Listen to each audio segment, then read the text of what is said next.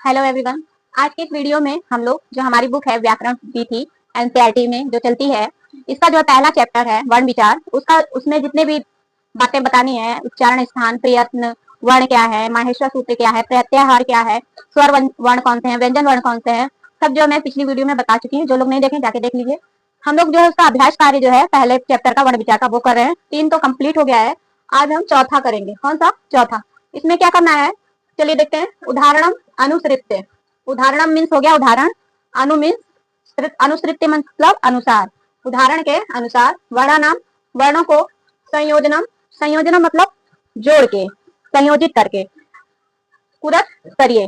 जैसे हम मिठाई बनाते हैं, लड्डू जो हम बनाते हैं उसका जो बूंदी पहले बना के चाशनी में मिला देते हैं तो पूरा परात में क्या फैला रहता है। फिर उसको जब लड्डू बनाते हैं तो ऐसे दोनों हाथों में ऐसे ऐसे करके बना के जब उसको क्या करते हैं संयोज देते हैं, यानी इकट्ठा करके उसको एक जगह पे कर देते हैं। तो इसी प्रकार ये जो हमारा दिया हुआ है वर्ण अलग अलग है, तो दूर दूर है, अलग अलग है, तो इसको मिला के एक साथ जो है एक लड्डू बनाना है, यानी एक वर्ण या एक शब्द या एक वाक्य। वैसे तो ये शब्द है क्योंकि वर्णों को जब कई वर्ण होते हैं, जब कई वर्ण एक साथ मिलते हैं तो क्या बनता है? शब्द बनता है। एक एक है तो वर्ण है, और जब कई वर्ण मिलकर जुड़ते हैं तो शब्द बनता है, और जब कई शब्द मिलकर बनता है तब हमारा वाक्य बनता है। तो इसमें हमें यही करना है। जैसे उदाहरण दिया हुआ है अधन ह धन अ धन म, तो ये क्या है? अलग अलग है, लेकिन इसको जब जोड़े हैं, संयुक्त किए हैं, संयोजित किए हैं, सजाए हैं। अब जैसे घर का सामान ही फैला रहता है सब, जब उसको हमको सजाना रहता है, अच्छे से रखते हैं तो सुंदर लगता है। तो इसी तरह ये जो शब्द है इसको जब हम संयोजित कर दिए, एक जगह कर दिए हैं, तो हमारा शब्द क्या बन गया है? अहम बन गया है। तो ऐसे ये सब जो दिया हुआ है पांचवा हमारा अभ्यास कार्य में, इसको जो है इन वर्णों को मिला के कौन सा शब्द तैयार होगा वो हमें लिखना है। तो चलिए शुरू करते हैं। पहला हमारा है प धन उ। क्या है हमारा? प धन उ, और क्या है? धन स, फिर क्या है? धन त, और क्या है हमारा? त के बाद धन अ, फिर धन अ के बाद क्या है? क, फिर क्या है? धन आ, फिर क्या है? न, फिर है हमारा धन ई। 1 2 3 4 5 6 7 8 9, 1 2 3 4 5 6 7 8। कोई वर्ण भूल रहे कौन सा है? प लिखे हैं, उ लिखे हैं, स लिखे हैं, त लिखा हुआ है, अ भी लिखा है, क भी लिखा है, आ भी लिखा है, न नहीं लिखा है। तो न धन ई। अब ये हमारा क्या बनेगा? ये जो इतना सारा वर्ण है, दो अलग अलग है सब, इसको जब हम संयोजित करेंगे, एक जगह जोड़ के लिखेंगे तो क्या बनेगा? चलिए जानते हैं। क धन उ क्या हो जाएगा हमारा? उ हो जाएगा। क्या हो जाएगा? उ हो जाएगा। अब ये जो स है और त, इसके नीचे क्या है? हलंत लगा है। मैंने आप लोगों को बताया है कि जो संस्कृत में व्यंजन वर्ण होते हैं वो अर्धमात्रिक होते हैं। तो अर्धमात्रिक है तो विसर्ग लगा रहेगा, विसर्ग नहीं सॉरी हलंत लगा रहेगा। यहाँ पे हलंत स के नीचे भी है और त के नीचे भी है। तो स और त के नीचे हलंत है, तो इसका मतलब ये क्या है? आधे वर्ण है। क्या है? आधे वर्ण है। हमें सिर्फ 2-3 बातों का याद रखना है कि व्यंजन वर्ण जब भी लिखेंगे संस्कृत में तो हलंत के साथ लिखेंगे। इसमें देखिए जितने भी व्यंजन वर्ण लिखे हैं सबके नीचे हलंत लगा है, और जो स्वर वर्ण होगा उसके नीचे जो है हलंत नहीं है। स्वर में हलंत क्यों नहीं लगता? क्योंकि जो स्वर है स्वतंत्र है, राजा की तरह है, वो किसी से कोई भी सहायता नहीं लेता, वो अपने आप में पूरा है। और व्यंजन क्या है? रानी की तरह है, जब तक राजा का सपोर्ट नहीं मिलेगा वो एक कदम भी आगे नहीं बढ़ सकती। तो इसी तरह तो संस्कृत में व्यंजन रानी है और स्वर क्या है? राजा है। और व्यंजन जब भी पूरा कब होगा? जब स्वर उसे सपोर्ट करेगा। हिंदी में ऐसा नहीं है लेकिन संस्कृत में है। तो कुछ बातों को हम ध्यान देके, कठिन कुछ नहीं है, बस जब हम चीजों को जान जाते हैं ना तब हमें समझ में आ जाता है कि हाँ ये कैसे है। जब तक नहीं आता तभी तक कठिन है, जहाँ आ गया तब सरल ही सरल है। तब हमें बस ध्यान रखना है कि संस्कृत में जितने भी व्यंजन वर्ण होते हैं उसके नीचे हलंत लगता है। यदि उसके साथ अ लगा है तब तो वो पूरा हो जाएगा। जैसे भ धन अ है तो भ बन जाएगा, और यहाँ पे ये अ नहीं रहता तो ये आधा लिखा था। इसी तरह यहाँ पे स है, स के बाद कोई स्वर वर्ण नहीं है तो ये आधा स लिखाएगा। त के बाद अ है तो ये त क्या हो गया? पूरा लिखा जाएगा। तो ये जो स है हमारा, स के बाद कोई स्वर वर्ण नहीं है तो ये आधा लिखाएगा। क्या लिखाएगा? आधा। फिर ये जो त और अ है ये दोनों मिलके क्या बन जाएंगे? त बन जाएंगे। क्या बन जाएंगे? त। फिर क और अ मिलके क्या हो जाएगा? का। क पे बड़ा आ का मात्रा जब जुड़ेगा तो क्या बन जाएगा? टा बन जाएगा। और ये जो ना है और ई जब जुड़ेगा तो हमारा क्या बन जाएगा? नी। ये छोटी ई है तो छोटी ई की मात्रा दिए हैं, और यही बड़ी ई रहता तो हम न पे ऐसे मात्रा देते। तो जब बड़ी ई रहेगा तब ऐसे देंगे, और छोटी ई है तो ऐसे देंगे। लेकिन यहाँ पे क्या है? हमारा छोटी ई है तो ऐसे हो जाएगा। तो अब हमारा शब्द क्या बनेगा? अब इसको जो है जोड़ लीजिए। प धन स धन धन त धन क, तो क्या हो जाएगा हमारा शब्द? पुस्तकानी। क्या बना हमारा शब्द? प से पू लिखा गया, स से आधा स लिखा गया, त पूरा लिखा गया, क पे आकर मिलके का हो गया, का लिखा गया और नी। और शब्द क्या हमारा बना? पुस्तकानी। क्या बना हमारा शब्द? पुस्तकानी। ठीक है। अब देखिए इतना सारा था शब्द, कई वर्ण है, कितने? 9 वर्णों को मिला के कितना वर्ण बना है? 1 2 3 4 5, 5 वर्ण बना है। ठीक है। तो ये क्या है? ये इनका जो है विस्तृत रूप भी कह सकते हैं, और ये क्या है? जुड़ा हुआ या संयोजन रूप भी कह सकते हैं। तो हमारा पुस्तक जो है, पुस्तकानी शब्द कैसे बना? प रू मिलके पू, स जो स के बाद कोई स्वर वर्ण नहीं है इसलिए ये आधा रहेगा, त के बाद अ है तो ये पूरा ता हो जाएगा, और प में बड़ा आ है तो इसलिए ता हो गया, और न में ई है तो न पे ई की मात्रा लग के हो गया नी, और हमारा शब्द क्या बन गया? पुस्तकानी। ठीक है। पहला हमारा शब्द मिला के सब क्या बन गया? पुस्तकानी।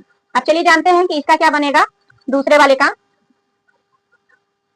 दूसरा है हमारा प धन अ धन थ धन ई धन मूर्धन्य श धन य धन आ धन म धन ई।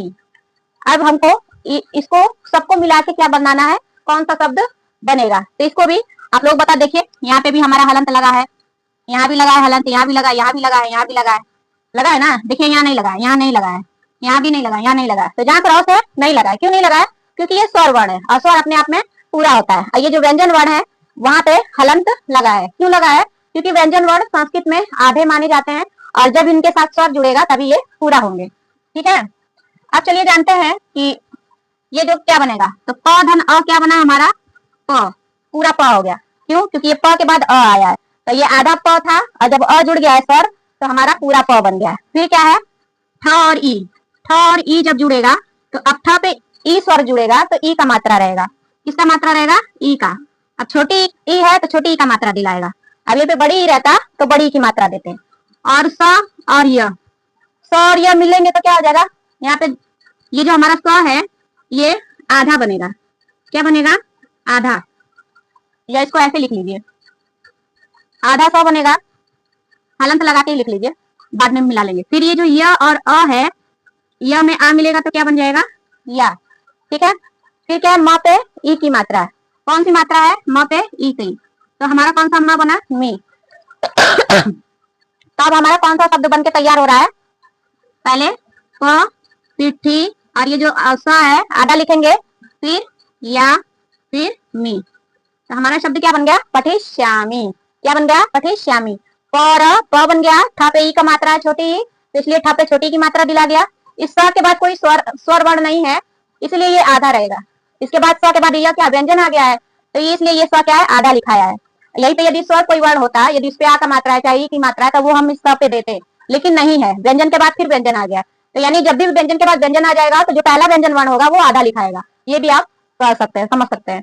तो यह के बाद फिर स्वर आया है, क्या आया है? आ। तो इसमें यह में आ जुड़ा है तो क्या हो गया? या हो गया। फिर माँ के बाद स्वर आया है, तो माँ के बाद जब स्वर आया है तो कौन सा ई है? तो ई का मात्रा के साथ जुड़ के बन गया है मी, और शब्द बन गया हमारा पठिष्यामि। दूसरा हमारा शब्द क्या बना है? पठिष्यामि। अब है हमारा, ये आप लोग समझ में आ गया होगा ना कि कैसे बना। पहला वर्ड हमारा क्या बना? पुस्तकानी। पहले का आंसर हमारा क्या है? पुस्तकानी, और दूसरे का आंसर क्या है? पठिष्यामि। अब क्या है? ये वाला जो है सबको जो है कंफ्यूजन हो रहा है, बहुत टफ है, लेकिन ये बहुत छोटा है। जिसको जिसको आ रहा है फटाफट बताइए क्या होगा। ग, कितने लोग इसको देख के घबरा जा रहे होंगे कि कहाँ से आ गया, लेकिन है क्या? ये सरल है, कठिन नहीं है। जिसको आ रहा है समझ में लिख के बताइए कमेंट करके क्या बनेगा। इसका कौन सा शब्द बनेगा? फटाफट लिख के बताइए। मेरे लिखने से पहले, बताने से पहले आप लोग कमेंट करके बताइए कि ये जो शब्द है इसका क्या, इन वर्णों को मिला के कौन सा शब्द बनेगा। क्या है हमारा? ग धन री धन ह धन अ धन म। 1 2 3 4 5, 1 2 3 4 5, 5 वर्ड है। क्या बनेगा? तो चलिए जानते हैं। ग है, ग के बाद री, तो ग पे हमें कौन सा मात्रा लगाना है? री का लगाना है। तो ग पे जब री जुड़ेगा तो हमारा क्या बन जाएगा? हमारा ग्री। री का मात्रा कैसे दिलाता है? ऐसे नहीं दिलाता है। अब वृक्ष लिखते हैं तो इसमें भी ऐसे ही दिलाता है। री का मात्रा क्या है? ऐसे आता है। तो वृक्ष लिख दिए, चाहे हम री लिख दिए तो भी ये आ गया। ग्री लिखे तो भी री की मात्रा हमारा ऐसे जुड़ता है। तो इस ग में जब री का मात्रा जुड़ा है तो क्या हो गया? ग्री हो गया। और फिर ये ह और अ मिलके क्या हो गया? ह बन गया। पूरा ह हो गया। क्यों?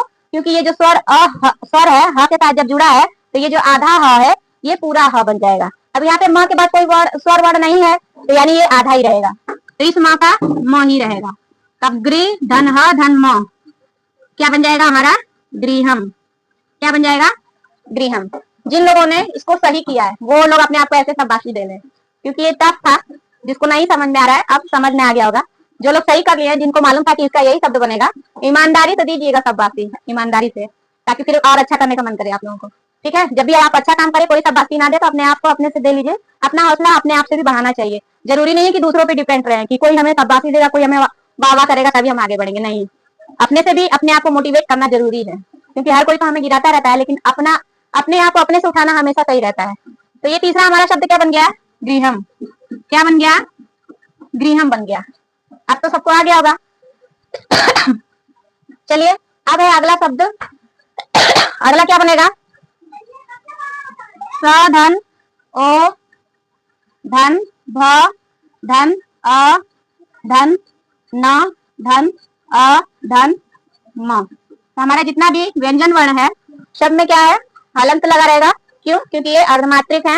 संस्कृत में सारे व्यंजन वर्ण अर्धमात्रिक होते हैं और जब स्वर इनके साथ सपोर्ट करता है तभी ये पूरे होते हैं। तो हर जगह अ तो जुड़ेगा ही। अ जो है हमारा स्वर हर व्यंजन में जुड़ेगा और बाकी तो मात्रा के हिसाब से जुड़ेगा। शब्द क्या बन रहा है उसके हिसाब से जुड़ेगा।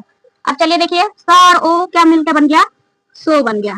ठीक है, फिर भ के बाद स्वर वर्ण है ना, ये भ आधा है और ये जब अ जुड़ा है तो ये दोनों क्या बन गया? पूरा भ बन गया। ठीक है, फिर ये न और अ जुड़ के क्या बन गया हमारा? न बन गया। और ये जो म है इसके बाद कोई स्वर नहीं है तो ये आधा ही लिखाएगा। क्या लिखाएगा? आधा ही। अब इसको जोड़ लीजिए, सो धन भ धन न धन म। हमारा शब्द क्या बन जाएगा? शोभनम। क्या बन जाएगा? शोभनम। तो चौथे का हमारा क्या बना है शब्द? शोभनम। ठीक है, अब है हमारा आखिरी। अब तो आप लोगों को अच्छे समझ में आ गया होगा, और जिसको नहीं समझ में आएगा कमेंट करके पूछ सकते हैं। और ऐसा नहीं है कि मैं कमेंट नहीं देखती हूँ, कमेंट मैं देखती हूँ और उसका जवाब भी देती हूँ। मुझे जब समय मिलता है तब मैं देखती हूँ। चलिए आगे देखते हैं अगला क्या बनता है हमारा। भ धन अ धन व धन ई धन त धन अ धन व धन य धन अ धन म। अब यहाँ से यहाँ तक इतना बड़ा है, अब इसको क्या करना है? छोटा बनाना है, सबको जोड़ के लिखना है। तो चलिए क्या बनता है जानते हैं। भ के बाद अ है तो ये भ हमारा पूरा भ हो जाएगा। ठीक, फिर इस व के बाद ई है तो व पे हमारा कौन सा मात्रा लग जाएगा? ई का। छोटी ई है तो छोटी ई बन जाएगा। फिर त के बाद अ है तो हमारा ये त पूरा बन गया। फिर यहाँ पे व के बाद क्या है? य है, यानी यहाँ पे व के बाद कोई स्वर वर्ण नहीं है तो इसलिए ये जो व है आधा रहेगा, बनेगा। क्या बनेगा? आधा बनेगा। और य के बाद अ है तो क्या हो जाएगा? य और अ य बन जाएगा। और ये जो म है, म के बाद कोई वर्ण नहीं है स्वर वर्ण, तो ये भी क्या है? आधा ही रहेगा। तो हमारा क्या शब्द बन जाएगा? भवितव्यम। क्या बन जाएगा? भवितव्यम। तो लिख लीजिए भवितव्य। ये व का आधा है इसलिए इसको आधा लिखेंगे और म, और शब्द क्या बना हमारा? भवितव्यम। तो यहाँ पे लिख लीजिए भवितव्यम। ठीक है, अब आप लोगों को समझ में आ गया होगा कैसे बना शब्द। और जब आप जिन लोगों को नहीं समझ में आ रहा है वो प्रैक्टिस करेंगे तो आप लोगों को हर चीज सरल लगने लगेंगी। कहते ना, करत करत अभ्यास के जन्मत होई सुजान, रसरी आवत जाते हैं सिर पर पड़त निशान। तो हमें अभ्यास करना बहुत जरूरी है। अब कोई सोचे शॉर्टकट रास्ता, तो किसी चीज का शॉर्टकट रास्ता ना, और हम जानते हैं कि शॉर्टकट रास्ते से जब हम जाते हैं तो हमें कोई ना कोई दिक्कत जो है फेस करनी पड़ती है। और वही जो रूट हमेशा चलता है उस पर हम जाते हैं, भले टाइम लगता है लेकिन क्या है कि सबकी नजरों में है तो परफेक्ट है। तो हमेशा हमें शॉर्टकट कभी नहीं अपनाना चाहिए। लॉन्ग लॉन्ग पे ही चलिए और सभी चीजों को समझते हुए चलेंगे तो लाइफ में कभी नहीं। आज मान लीजिए सीखने में दिक्कत हो रही है, लेकिन जब सीख जाएंगे तो फिर ऐसे चुटकी में सब सॉल्व होगा। तो पहले चीजों को समझना सीखिए, तो जब भी समझाया जाए तो समझिए, फिर उसके बाद जो है सॉल्व करिए। तो हमारा पहला क्या शब्द बन गया? पुस्तकानी। दूसरा बन गया हमारा पठिष्यामि। तीसरा बन गया गृहम। और चौथा बन गया शोभनम। और पांचवा बन गया भवितव्यम। तो आप लोग ऐसी जो भी आप लोगों के अगल बगल के हैं लोग संस्कृत लिए हैं, संस्कृत में इंटरेस्ट रखते हैं, तो उन लोगों को जो है ये इस चैनल के बारे में जरूर बताइएगा। साथ ही साथ मैं आप लोगों से इतना ही सपोर्ट चाहती हूँ कि जितने भी संस्कृत जगत के लोग हैं, चाहे वो 6 लेवल से ऊपर के हैं, टेट है, सीटेट है, केवीएस है, क्योंकि संस्कृत कहीं ना कहीं हर जगह 30 नंबर का तो कंपलसरी आता है, और फिर सब्जेक्ट से जो जो भरा रहता है उसके लिए तो 100 नंबर का आता है। तो हमारा एनसीईआरटी जो संस्कृत है हर जो है एग्जाम में पूछा ही जाता है। और जो 9th 10th वाले हैं उनके लिए तो समझिए मैं करा ही रही हूँ, तो उनके लिए तो बहुत ही अच्छी जो है समझिए अच्छा अवसर है मेरे द्वारा जो दिया जा रहा है उसको सीखने का। तो मेरी तरफ से संस्कृत को सरल बताया जा रहा है, तो इसका जो आप लोग फायदा उठाइए। और वीडियो आप लोगों को थोड़ा भी हेल्पफुल लगी है तो चैनल को लाइक करिए, सब्सक्राइब करिए, शेयर करिए, साथ ही साथ कमेंट भी करिए। मैं सही से पढ़ा रही हूँ नहीं पढ़ा रही वो भी बताइएगा, कोई कमी है तो भी बताइएगा, मैं उसे दूर करने की कोशिश करूंगी। हाँ, चीजें अभी अवेलेबल नहीं है लेकिन धीरे धीरे हो जाएंगी। आप लोगों का सपोर्ट रहेगा तो बहुत कुछ हो जाएगा, और नहीं रहेगा तो उसके लिए क्या कर सकते हैं, लेकिन मैं अपना प्रयास जारी रखूंगी जब तक है। और आप लोगों का जो सब्सक्राइबर है, चाहे लाइक है चाहे कमेंट है, जो है वो हम लोगों के लिए मोटिवेशन का काम करता है। तो प्लीज इसको जो है मोटिवेट करके मुझे भी आगे बढ़ाइए, मैं भी आपको आगे बढ़ाऊँ, आप भी मुझे आगे बढ़ाइए। तो मिलते हैं अगली वीडियो में, तब तक के लिए आप लोग अपना पढ़िए, मन लगा के पढ़िए, और अपनी क्लास में अपने माँ बाप का और अपने पूरे परिवार का सब जगह जो है नाम रोशन करिए। Bye bye.